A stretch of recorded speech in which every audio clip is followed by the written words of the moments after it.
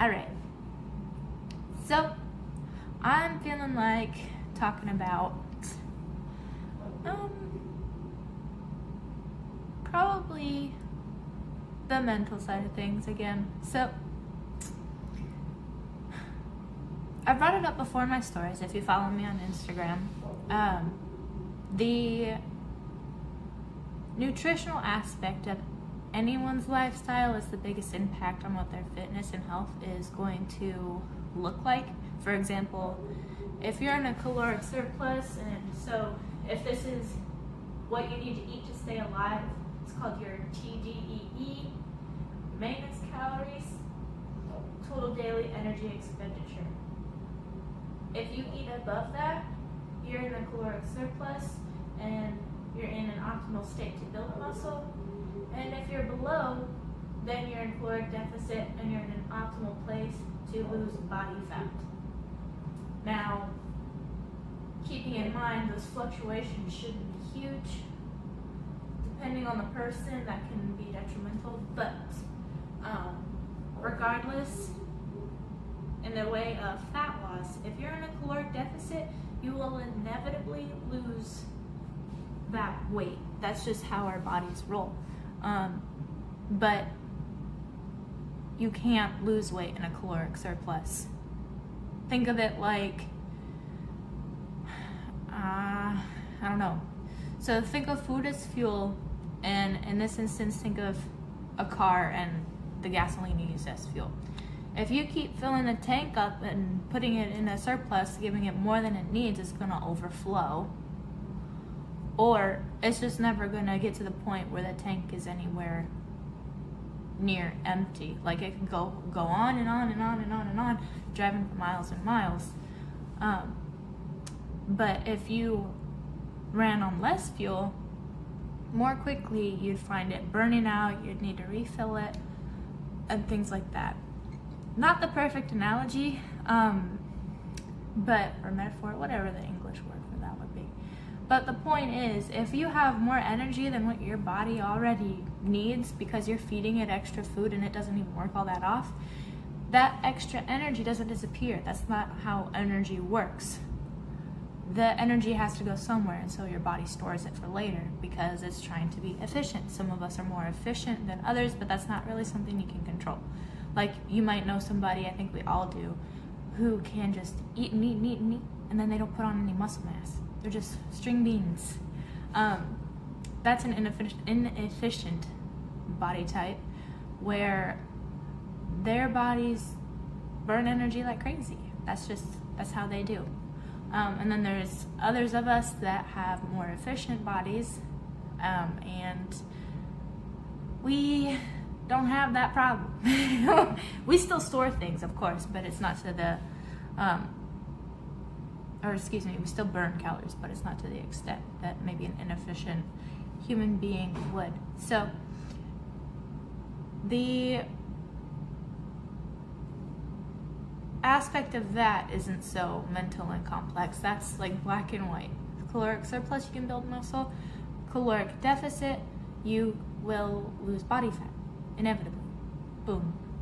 But with this deficit, there's a mental element that catches a lot of people, because caloric deficit means you're eating less food. You're eating less than what you would have before. And for some people, especially those that are overweight, trying to lose body fat, not necessarily competitors and things like that, that can be hard. That can be a big jump in discipline that they're not used to.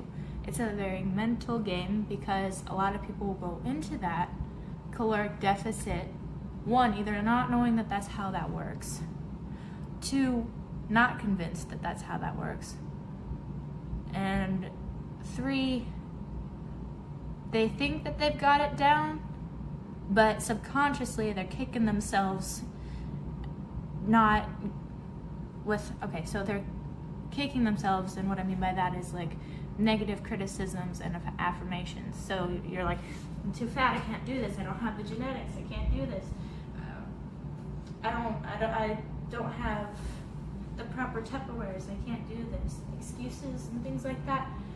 Even things that you don't necessarily vocalize, that sit in the back of your brain and impact you day to day. And those were minor examples, like the Tupperwares and things. But what I found with my clients is there's unpacking to be done when you decide, I'm going to invest in myself, I'm going to make the effort to get the body that I want and get it, like it's the only one that you have, and so they decide that they want to get it as healthy as they can and as functional as they can, which I would advocate for anybody, but it's like a confidence booster and everything. They make that decision. But it's like they're not ready to jump in because they're expecting the exercise to do all of the work.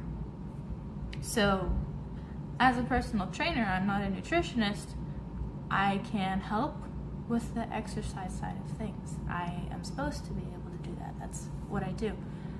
But the exercise is that part of building your muscle, getting you strong, maintaining things. Nutrition is the part of things that helps you lose body fat, and inevitably it will help you feel better. You'll build a sustainable lifestyle. You'll be eating in ranges or eating things that you can for your whole entire life long and not get confused. It's not like a skinny tea or something dumb like that where it flushes all the water and stuff out of your body and then you lose maybe a couple pounds, but then a week later you gain back 3 more, stuff like that. No. So they have that facing them and that to learn in the forefront, but then in the background there's always these inner workings of their relationship with food. That can be extraordinarily complex, and it's for you guys as the people trying to get trained and educated and confident and losing fat mass or putting on muscle, whatever. It's up to you to unpack the boxes of that mental block. Like, it's like a brick wall times 3 for most people. Like for some people, they might have had a dysfunctional home growing up, and then they might have gone through some college version of trauma.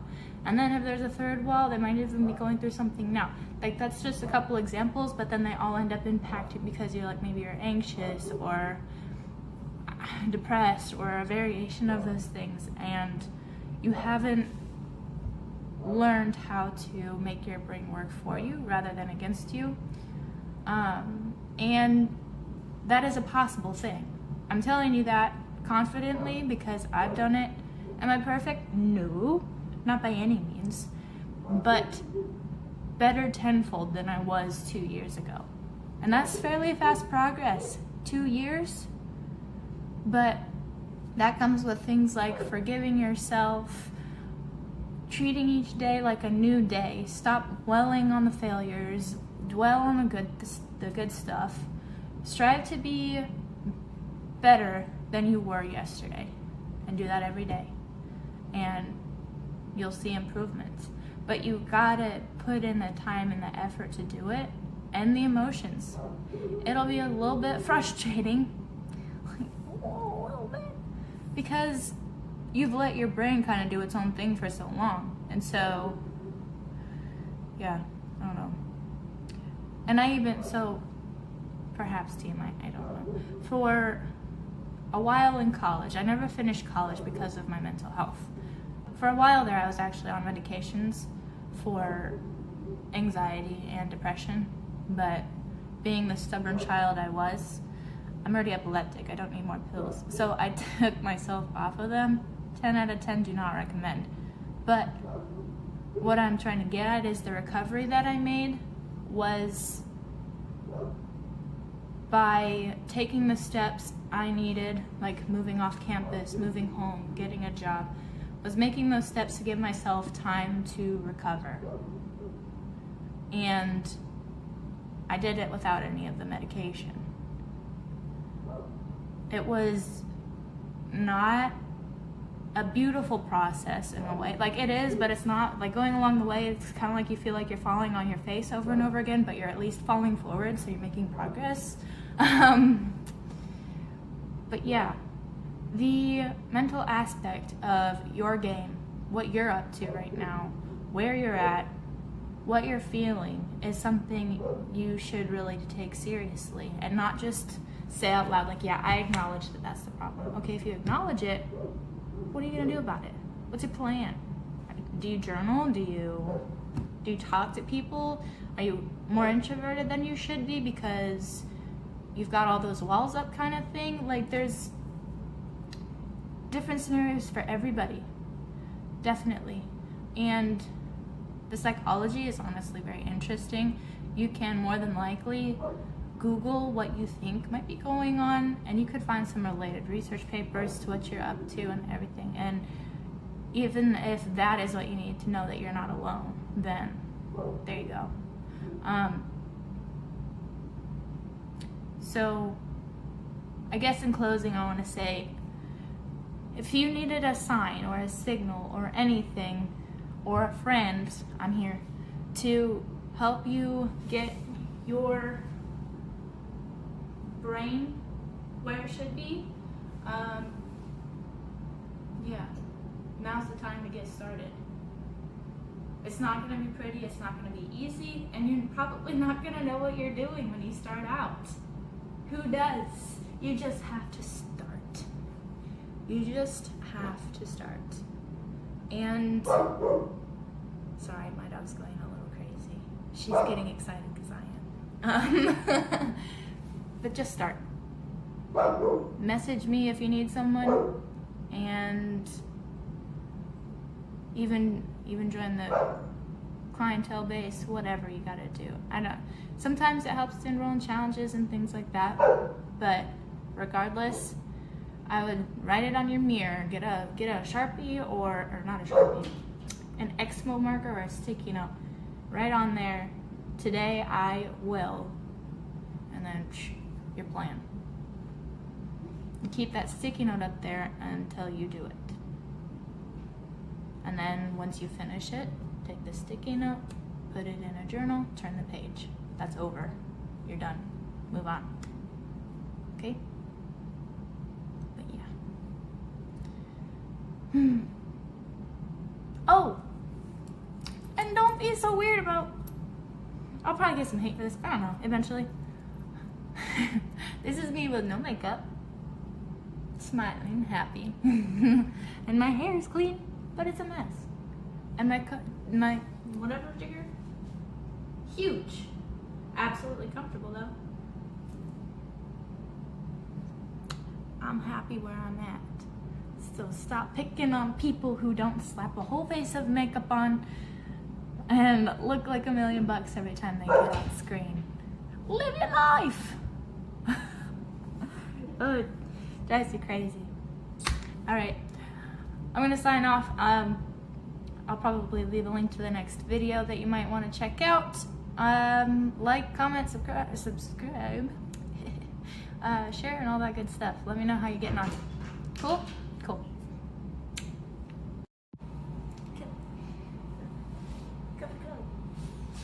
Coffee gloves. Coffee gloves. No makeup. And messy hair. All clean. But heckin', if I'm gonna record, I'm not gonna worry about straightening every time. You're here for the message. If you're here for the visual, you're in the wrong place. Comfortable. Woo. This is like an XL. And that is how I work. Gym shark lady. Big sweater.